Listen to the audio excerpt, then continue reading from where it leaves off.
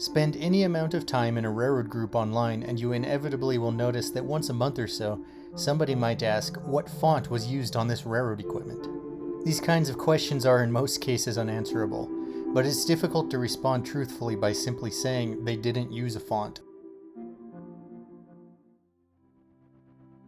Before the era of computer-aided design, no railroad used fonts in the way that we denizens of the digital domain imagine fonts to be. Even Union Pacific's famous lettering style was never given a name. Pullman called it Futura, even though it is distinct from the Futura typeface that was created in 1927 by German designer Paul Renner. Union Pacific simply called it Gothic, which is not a designation for the railroad's lettering on its own, but simply a style family.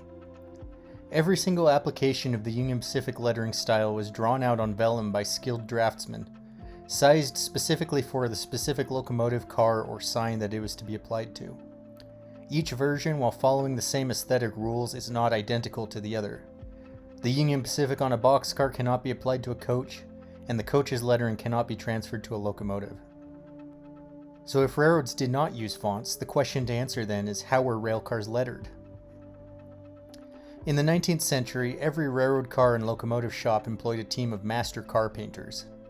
These were highly skilled artisans who were expected to be able to freehand an entire coach's giltwork with nothing more than a brush and a stick. These master car painters were trained through an apprenticeship in the fields of coach or wagon painting and sign painting.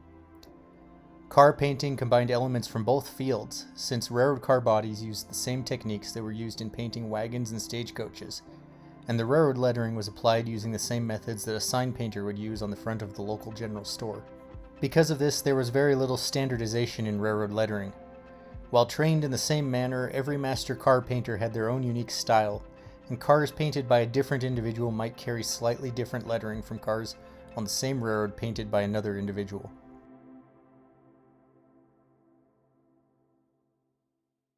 In the middle of the 19th century, the market for self-training handbooks exploded. As the world industrialized, special trades could now be learned by ordering a handbook, rather than a lengthy apprenticeship. In the United States, these handbooks codified three basic families of lettering styles: Roman, Egyptian, and block. Each of these three families covered two different schools of lettering, Boston and New York. Outside of special decorative lettering often seen on streetcars or on crack passenger trains, almost all railroad lettering can be classified among these variations. By the 1880s, the Railroad Drafting Department was in charge of designing standardized striping and lettering diagrams.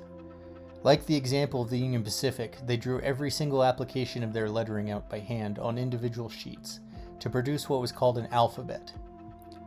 Often these alphabets were named after their creator and printed in the railroad trade press so that other car painters could duplicate them. More often than not, however, they simply adapted an existing lettering style that was provided in a painting manual. The draftsman also created a lettering diagram for each car. The lettering diagrams were not always accurate and not always to scale, but were intended for a car painter to read and know the spacing, placement, and dimensions of the letters drawn on the alphabet sheets. The paint shop would take the lettering diagrams and duplicate it onto heavy paper. Then using a pounce wheel, holes were punched along the outlines drawn on the paper.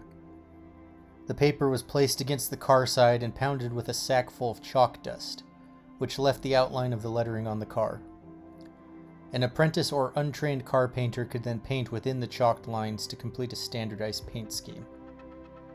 By the mid-1890s, somebody discovered that the same principles of hydraulics and pressure differentials that caused an injector to pull water into a boiler could be applied to painting. First starting with steam lines and later moving to compressed air, the airbrush was invented. With this new technology, hard-faced stencils were developed which cut the time spent on painting down by an incredible amount. A car painter only needed to hold his tin stencil up to the car side and give a few quick sprays, and he was done. No more transferring lettering diagrams to pounce paper and chalk. The only brush needed was to fill in the stencil's gaps. This was a revolution.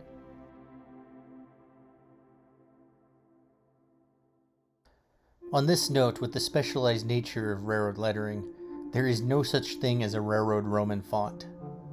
Railroad Roman is a legend created by the model railroad industry. No railroad actually used Railroad Roman to letter their cars.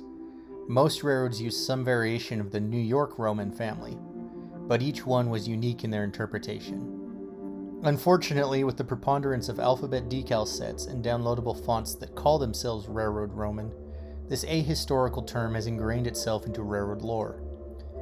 When somebody asks what font did this railroad use, the correct answer will never be Railroad Roman, and most of the time it will be it's not a font.